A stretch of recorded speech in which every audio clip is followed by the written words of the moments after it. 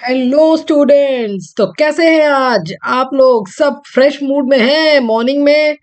तो चलिए हमारे प्यारे बच्चे इंडिया के भावी पैथ लैब एक्सपर्ट्स के साथ हम लोग सॉल्व करते हैं बचे हुए क्वेश्चंस। तो हमारे स्टूडेंट्स की डिमांड में हम लोग सॉल्व कर रहे थे साल 2021 के बीवॉक एमएलटी का question paper. I am doctor Azmi Naqvi, your mentor. तो चलिए शुरू करते हैं। Question number 37। बच्चों, क्वेश्चन नंबर 1 से 36 के ऊपर जो दो वीडियोस बनाई हुई हैं उसका लिंक आपको नीचे मिल जाएगा, तो वो आप लोग जरूर देख लीजिएगा और अपनी तैयारी पूरी रखिएगा। तो बच्चों चलते हैं हम लोग क्वेश्चन नंबर 37 की तरफ। Question number 36। Edema is caused due to. Edema is caused due to. Edema आप लोग को मालूम है हीमोडायनेमिक डिसऑर्डर जब हम लोग पढ़ते हैं तो हम लोग देखते हैं कि इडीमा मतलब सूजन क्यों आ जाती है। आप लोग को पढ़ा होगा आप लोगों ने कि जब हम लोगों का जो फ्लूइड, जो हम लोग का ब्लड वेसल्स में बह रहा होता है, जब वो किसी रीजन से इंटरस्टिशियल स्पेस मतलब कि हम लोगों के टिश्यू सेल्स के बीच में आके जमा हो जाता है और एक्सेस में जमा हो जाता है, वो एरिया जो सेल्स के बीच का एरिया है वो बिल्कुल सूखा होना चाहिए, बिल्कुल ड्राई होना चाहिए। और अगर किसी रीजन से, किसी बीमारी की वजह से अगर सेल्स इंटरस्टिशियल स्पेस के बीच में अगर फ्लूइड जमा हो जाए तब देखने को मिलता है क्या? सूजन। तो वो एडिमा क्यों होता है? What is the reason? इन चारों कॉजेज में से, इन तीन, चौथा तो नन ऑफ द अबव है, इन तीन में से क्या रीजन होता है एडिमा मतलब सूजन का? पहला है increased albumin in the blood and decreased globulin. नहीं, ये नहीं होगा ऑप्शन, क्योंकि एल्बुमिन के बढ़ने से सूजन नहीं होगी, एडिमा नहीं होगा, क्योंकि एल्बुमिन वो प्रोटीन है जो कि फ्लूइड को अपने तरफ वेसल्स में खींचती है। तो फिर वो जब खींच रही है तो कैसे एडिमा हो सकता है? और ग्लोबुलिन जो प्रोटीन है वो हम लोगों की हीमोडायनेमिक डिसऑर्डर में रोल प्ले नहीं करती, वो हम लोगों का डब्ल्यूबीसी का पार्ट होती है। दूसरा है डिक्रीज्ड एल्बुमिन। कौन नहीं है, ये यहाँ पे होगा बेटा। आप लोग ध्यान देना, बहुत जगह हम लोगों के जो है वो कुछ टाइपो मिस्टेक हो गई है, तो वो आप लोग को अपने आप समझना पड़ेगा। Decreased albumin concentration in the blood. Yes, अगर आपके ब्लड में एल्बुमिन का कॉन्सेंट्रेशन, ये वो प्रोटीन है जो कि प्लाज्मा को अपनी तरफ खींचती है, वेसल्स के अंदर खींचती है, तो वो अगर कम हो जाएगी, अगर उसका कॉन्सेंट्रेशन कम हो जाएगा, या तो लिवर डिसऑर्डर है क्योंकि लिवर जो है वो प्रोटीन बनाता है, या आप लोगों का डाइट्री, आप लोग जब खाना खा रहे हो तब आप लोग प्रोटीन ठीक से नहीं ले रहे हो, उस वो भी रीजन होता है एल्बुमिन के कम होने का। तो यस, अगर आपकी बॉडी में एल्बुमिन, ब्लड में एल्बुमिन की कमी हो जाएगी तब आपका होगा एडीमा। ओके, तीसरा ऑप्शन क्या है? Increased osmotic pressure. Increased osmotic pressure से एडिमा नहीं होगा। ओके, तो आपका द राइट आंसर है ऑप्शन नंबर बी। ओके, तो 37 का राइट ऑप्शन है ऑप्शन नंबर बी। चलिए बच्चों, हम लोग चलते हैं क्वेश्चन नंबर 38 की तरफ। ओके, चलिए क्वेश्चन नंबर 38 क्या कहता है? क्या कहता है ये क्वेश्चन की विच of the following is the most frequent site of thrombus. Thrombus मतलब थक्का जम जाना। तो थ्रोम्बस हम लोग ने हीमोडायनामिक डिसऑर्डर में थ्रोम्बस और एम्बुलस के बारे में पढ़ा है। तो थ्रोम्बस का सबसे, जो थ्रोम्बस जो जिससे कि ब्लड वेसल्स में बहना बंद हो जाता है या कम हो जाता है, तो वो कौन सा ऐसी साइट है जहां पर कि आपका थ्रोम्बस सबसे ज्यादा बनता है? तो इसका राइट आंसर होगा बेटा option number D, veins of the lower extremities. Lower portion, body के का जो निचला पोर्शन है उसकी वेन्स में सबसे ज्यादा थ्रोम्बस बनने का चांस होता है, सबसे ज्यादा वहीं पर बनता है। तो बच्चा हो गया हम लोगों का क्वेश्चन नंबर 38 हम लोगों का पूरा हम लोगों ने कर लिया। यहां से ये मतलब निकलता है कि आप लोग का हीमोडायनेमिक डिसऑर्डर्स के जो चैप्टर है वो आप लोग को अच्छे से पता होना चाहिए, उसके कंसेप्ट अच्छे से मालूम होना चाहिए। हीमोडायनेमिक डिसऑर्डर्स क्या होता है, एडीमा क्यों होता है, thrombus, ischaemia, hypoxia, embolism, okay, ये सब क्यों होता है वो हम लोगों को मालूम होना चाहिए। चलिए जी, पढ़ते हैं बढ़ते हैं हम लोग। बच्चा लोग चलते हैं हम लोग क्वेश्चन नंबर 39 की तरफ। क्या है question number 39? Cell involve in immediate phase of wound healing. Wound मतलब चोट लगना। तो जब चोट हम लोग की ठीक होती है, तब सबसे पहले भागे भागे कौन से सेल्स आते हैं? सबसे पहले जो अलर्ट हो जाते हैं वो कौन से सेल्स होते हैं? इमीडिएटली, फौरन फौरन उसी टाइम वूंड हीलिंग में कौन से सेल इन्वॉल्व होते हैं? ओके, आप देख रहे होंगे ये जो है वो डब्ल्यूबीसी के बेसोफिल्स, मैक्रोफाज, ये सब आपके डब्ल्यूबीसी के सेल्स हैं। ओके, फिब्रोब्लास्ट हम लोगों का क्लॉट, खून को जमाने में, जब चोट लगती है और खून निकलता है, जब ब्लड निकलता है, तब उसको जमाने में काम में आते हैं। लेकिन हम लोग के प्लेटलेट्स जो होते हैं वो वूंड हीलिंग मतलब कि चोट को ठीक करने में सबसे पहले भाग के आते हैं। ओके, ब्लड के 3 पार्ट्स होते हैं, WBC, RBC and platelets. Okay, तो आरबीसी जो होता है वो ऑक्सीजन को कैरी करने में काम में आता है। डब्ल्यूबीसी आप लोग को मालूम है, जब कोई इन्फेक्शन होता है या आप लोग के बॉडी में कोई डेब्रिस मतलब कोई कूड़ा करकट जमा हो जाता है तो उसको साफ सफाई का काम करता है, आपकी बॉडी को इन्फेक्शन से बचाता है, इन्फेक्शन से लड़ाई करता है। और प्लेटलेट का काम होता है आपका वूंड हीलिंग। कहीं चोट लग गई तो प्लेटलेट अपना प्लग बना लेता है, एक थक्का बना लेता है और ब्लड को रोकने से बचाता है। तो इसका राइट आंसर होगा बच्चा लोग क्वेश्चन नंबर 39। चलिए जी, जितना अच्छा आप लोग थ्योरी पढ़ेंगे, जितना अच्छे थ्योरी में स्ट्रांग होंगे, उतना ही अच्छे आप लैब के जो एक्सपर्ट हैं वो बन पाएंगे। क्योंकि आप लोग को अभी आगे जाकर सब लोगों को ट्रेनिंग पे जाएंगे या आप लोग लैब पे जाएंगे, जॉब करेंगे, तो जितनी अच्छी आप लोग की थ्योरी होगी उतने ही अच्छे आप लोग लैब के एक्सपर्ट बन पाएंगे। तो चलिए भाई, पढ़ते हैं क्वेश्चन नंबर 40 की तरफ। कौन से चैप्टर से ये क्वेश्चन है? The harmful effect of smoking of following tobacco product. Smoking आप सबको मालूम है कि हार्मफुल होती है भाई। आप स्मोक करते हो तो सबसे ज्यादा कौन सा ऑर्गन इफेक्ट करेगा? प्राइमरली जो है वो लंग्स इफेक्टेड होता है। तो इन स्मोकिंग में और सब में टोबैको, तंबाकू का कोई ना कोई प्रोडक्ट होता है, तो इनमें से कौन सा सबसे ज्यादा हार्मफुल होता है? देखिए, हार्मफुल तो ये सभी होते हैं, लेकिन अगर आप लोग सबसे ज्यादा देखोगे तो इसमें आपको सिगार जो होता है वो सबसे ज्यादा हार्मफुल होता है। अदरवाइज तो बच्चों आप लोग देखो कि सिगरेट, बीड़ी, पाइप, सभी कुछ हार्मफुल होता है। सब में टोबैको का हाँ, पार्शली बर्न्ड जो टोबैको होता है वो जाता है, और वो जो कार्बन मोनोऑक्साइड और जो स्मोक होता है वो आपके लंग्स को बहुत हार्म पहुंचाता है, और लंग कैंसर का ये एक प्राइमरी रीजन है। तो आप लोग अगर आसपास भी अपने किसी को देखो कि वो स्मोकिंग कर रहा है तो बोलोगे भाई मत करो स्मोकिंग, कोई बहुत अच्छी बात नहीं है, बहुत बहुत अच्छा कोई शौक नहीं है। नाचो गाओ आप सब इंजॉय करो, बट ये सब शौक तो भाई मत पालो। चलिए जी, बढ़ते हैं हम लोग क्वेश्चन नंबर 41 की तरफ। 41 की तरफ चलते हैं। What is called the term which refers to the unhealthy intake of the dietary nutrient? क्या कहता है ये क्वेश्चन? ये क्वेश्चन कहता है कि अनहेल्दी, अनहेल्दीफुल, अनहेल्थफुल, अनहेल्थफुल, अनहेल्थफुल, पता नहीं। ओके, हो सकता है। कहने का मतलब है कि जो हेल्दी इंटेक नहीं होता है उसको अनहेल्दी कहते हैं। ओके, तो अनहेल्दी फूड आप खाओगे, उसमें जो आप न्यूट्रिएंट आपको क्या मिलेगा? कम ही मिलेगा उसमें न्यूट्रिएंट। ठीक है, जो आपको प्रॉपर एक बैलेंस डाइट चाहिए है वो नहीं मिलेगा। एक आध बार चलता है, कोई बात नहीं, बर्गर पिज्जा कभी कभार खा लो, ठीक है। लेकिन अगर ज्यादा आप अनहेल्दी फूड खाओगे, कार्बोहाइड्रेट का जो प्रोसेस्ड कार्बोहाइड्रेट है उसका खाना भर भर के खाओगे, उसको हम लोग अनहेल्दी फूड कहेंगे। तो आपको जो बीमारी होगी इनमें से क्या होगा? ठीक है, व्हाट इज द टर्म? वो टर्म, वो जो एक पर्टिकुलर एक टर्म जो दिया गया है, नाम जो दिया गया है अनहेल्दी फूड के खाने से क्या होगा?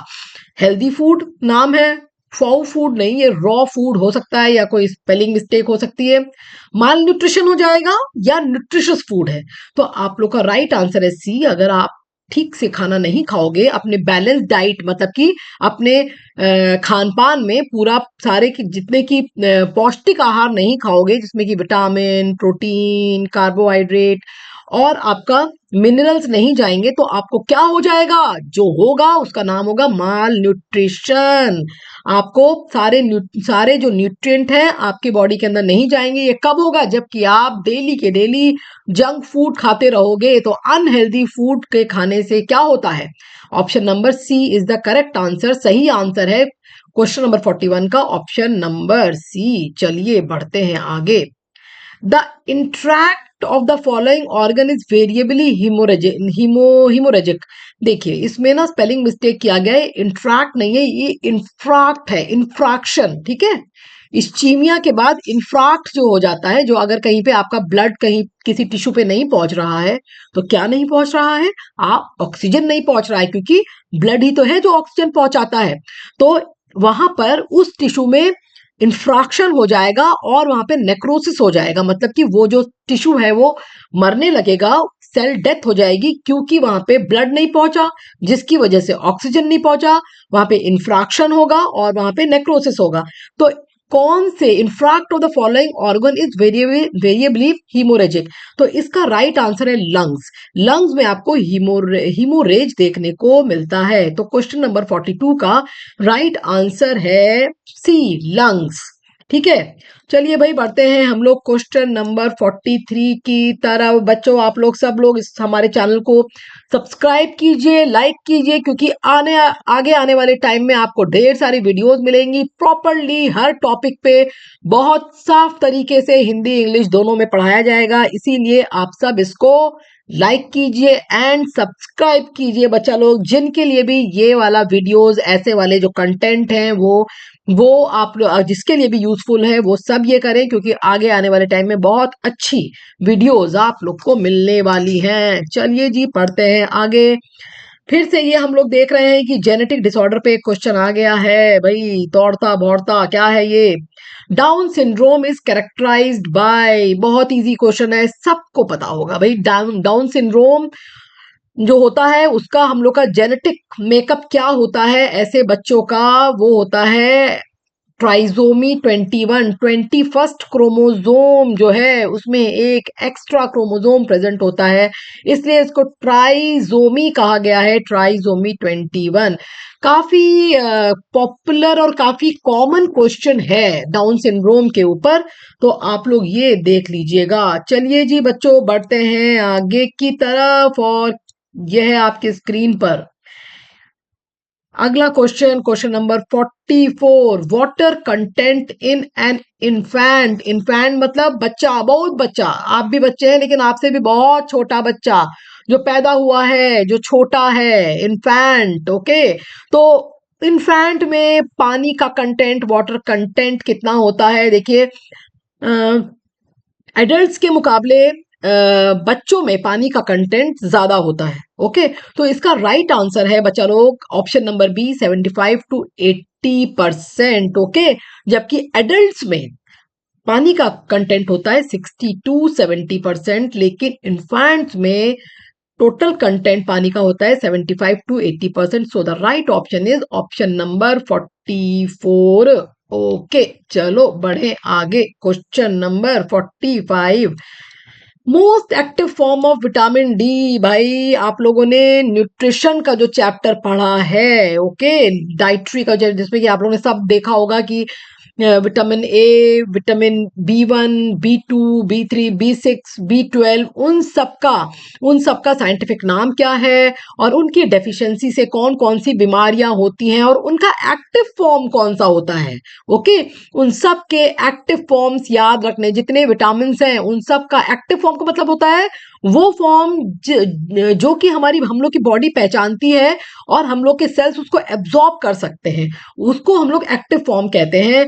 तो विटामिन डी का जो एक्टिव फॉर्म है उसका नाम होता है 125 di hydroxy vitamin D. Option number D is the right answer. Okay, चलो भाई बढ़ते हैं हम लोग आगे हमारे आने वाले भावी भारत के लैब एक्सपर्ट्स के साथ ये मीटिंग चल रही है, ये क्लास चल रही है और उनको सब समझ में आ रहा होगा, आई होप। चलिए भाई बच्चा लोग पढ़ते हैं क्वेश्चन नंबर 46। अरे भाई ये तो बहुत ही इसका जो टाइपो मिस्टेक हो गया है। Both pole one red infarct are seen. सोच रहा हूँ क्या भाई ये क्या क्वेश्चन है बेटा, ये क्वेश्चन को आप लोग ठीक कर लो। Both pale PALE pale and red infarct are seen in. तो पोल नहीं है, वो पेल है। पेल मतलब पीले रंग का, हल्का पीला। ओके, वो बंदा तो पीला पड़ गया, पेल पड़ गया। ओके, उस चेहरा उसका एकदम पीला पड़ गया, वो उसका वो कलर होता है पेल। वन नहीं है, एंड दोनों लाल और रेड इन्फ्राक्ट कौन से ऑर्गन में दिखाई देता है? इन्फ्राक्शन आप लोग ने पढ़ा होगा।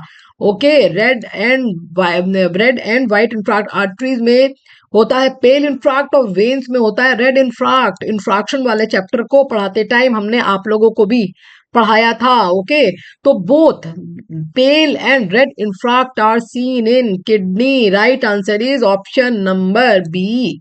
चलिए जी, अब हम लोग पहुंचते हैं क्वेश्चन नंबर 47 की तरफ। The first event in acute inflammation, जब भी कहीं कटता है, कुछ होता है, कोई चोट लगती है और वहां पे इन्फ्लेमेशन होता है, तो सबसे पहले क्या चीज होती है बच्चों? सबसे पहले क्या होता है हम लोग का? Vasoconstriction. तो answer is arterial vasoconstriction. बहुत कम टाइम के लिए होता है, लेकिन सबसे पहले वो होता है, उसके बाद डायलेशन होता है। तो right answer is option number D. 47 का राइट आंसर है ट्रांजिएंट वैसो कंस्ट्रिक्शन। सबसे पहले बॉडी कोशिश करेगी कि ब्लड को बहने से रोक दे, तो हम लोग की आर्टरीज कंस्ट्रिक्ट हो जाएंगी, वो सिकुड़ जाएंगी, उसको वैसो कंस्ट्रक्शन कहते हैं। बहुत कम टाइम के लिए होता है, लेकिन पहला इवेंट यही होता है। उसके बाद हम लोग की आर्टरीज फैलती हैं, ब्लड वहां पे गश करके ज्यादा आता है, उसके बाद परमेबिलिटी होती है, फिर हम लोग का डायपेडेसिस मतलब कि WBC का ब्लड वेसल्स से बाहर निकल के आते हैं WBC, और जो टिश्यूज में जो भी पैथोजन घुस गया है उसको घप करके खा जाते हैं। तो WBC का वेसल्स में से बाहर निकलना, ब्लड वेसल्स में से बाहर निकलने को हम लोग डायपेडेसिस कहते हैं। सबसे पहले चोट लगी, सबसे पहले आर्टरीज वैसो कंस्ट्रिक्ट मतलब सिकुड़ेंगी, फिर वो फैल जाएंगी और हिस्टामिन निकलेगा, तो उसके बाद वैसो डायलेशन होगा। फैलने को कहते हैं वैसो डायलेशन। फिर परमेबिलिटी मतलब कि वो जो वेसल्स हैं उनमें छेद हो जाएंगे, परमिएबल हो जाएगा छन्नी की तरह। उसके भी अलग अलग प्रोसेस है, क्यों ऐसा होता है? एंडोथेलियल लाइनिंग जो कि आपके ब्लड वेसल्स में होती है वो सिकुड़ जाएगी और वहां पे छेद टाइप हो जाएगा, जिससे कि WBC ब्लड वेसल से बाहर आ जाए टिश्यू की तरफ। क्यों आएगा बाहर? क्योंकि भाई वहां पे पैथोजन घुस गया है, वहां बैक्टीरिया घुस गया है, उसको मारने के लिए। तो WBC का ब्लड वेसल्स में से बाहर आने को कहते हैं डायपेडेसिस। तो इसका राइट आंसर है, क्वेश्चन नंबर 47 का राइट आंसर है ऑप्शन नंबर डी। अगर ऑप्शन नंबर डी नहीं होता तो होता राइट आंसर वैसो डायलेशन, लेकिन इस क्वेश्चन का राइट आंसर है ऑप्शन नंबर डी। चलिए बढ़ते हैं हम लोग क्वेश्चन नंबर 48 की तरफ। मिर्जुआना, भाई ये ड्रग व्रग बड़ी खतरनाक चीजें होती हैं भाई। मिर्जुआना एक टाइप का ड्रग है। इज एन एग्जाम्पल ऑफ, किसका एग्जाम्पल है? वैसे तो बच्चों देखोगे मिर्जुआना अगर कोई खा लेगा ना उसको सभी कुछ हो जाएगा।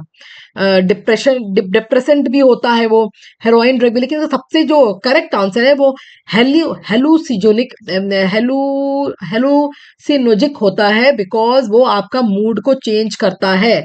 तो इसका राइट आंसर है ऑप्शन नंबर डी। चलिए बढ़ते हैं आखिरी दो क्वेश्चन की तरफ।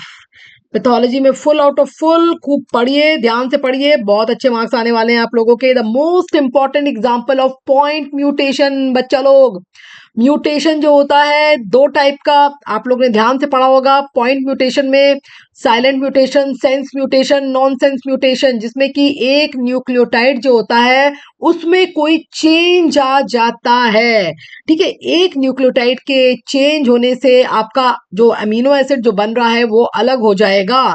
तो कौन सा एग्जाम्पल है इसमें से पॉइंट म्यूटेशन का? So the right answer is sickle cell anaemia. ये एक ब्लड डिसऑर्डर है जिसमें कि आप लोग को मालूम है हीमोग्लोबिन 4 चेन से बना हुआ होता है, 2 alpha and 2 beta. Sickle cell anaemia में बीटा चेन जो होती है हीमोग्लोबिन की, उसमें ग्लूटामिक एसिड की जगह वैलीन रिप्लेस हो जाता है, और उसकी वजह से जो हम लोगों का हीमोग्लोबिन, जो हम लोग का आरबीसी है, जो कि बाइकॉन्केव शेप का होता है, वो उस शेप का ना रह के एक सिकल मतलब हसिया, मतलब एक हसिया शेप का बन जाता है, आधा चांद की तरह बन जाता है। और जब ब्लड बहता है, आरबीसी जब हम लोग के वेसल्स में बहता है, तो वो फंस जाते हैं बहते बहते, और वो वहां पे, और इनकी जो 120 डेज जो नॉर्मल लाइफ साइकिल है आरबीसी की, वो भी कम हो जाती है। तो इसमें पॉइंट म्यूटेशन का एग्जाम्पल है सिकल सेल एनीमिया। चलो भाई, कॉन्ग्रेचुलेशंस, हम लोग पहुंचते हैं क्वेश्चन नंबर 50 की तरफ। Last question, which of the following is the effect due to environmental pollution for human health. अगर पॉल्यूशन बहुत हो जाएगा तो ह्यूमन हेल्थ पे क्या असर होगा? क्या असर, which one of the following is an effect due to environmental pollution, से क्या असर होगा? तो पहला ऑप्शन है इंक्रीज इन मेल फर्टिलिटी, क्या मेल फर्टिलिटी बढ़ जाएगी? Decrease in carcinogenic cell, decrease in mental stress, decrease in male fertility. तो मतलब इसका अगर ऑप्शन हम लोग अगर हम मतलब समझाएं, तो अगर बहुत ज्यादा पोल्यूशन इन्वायरमेंट में हो जाएगा, तब अगर आपकी बॉडी पे चारों में से क्या क्या असर पड़ेगा? क्या मेल फर्टिसिटी कुछ नहीं होता, ये फर्टिलिटी ही होगा। बहुत सारे टाइपो मिस्टेक है, आप लोग को बच्चे समझना पड़ेगा। इंक्रीज इन मेल फर्टिलिटी, क्या मेल फर्टिलिटी बढ़ जाएगी?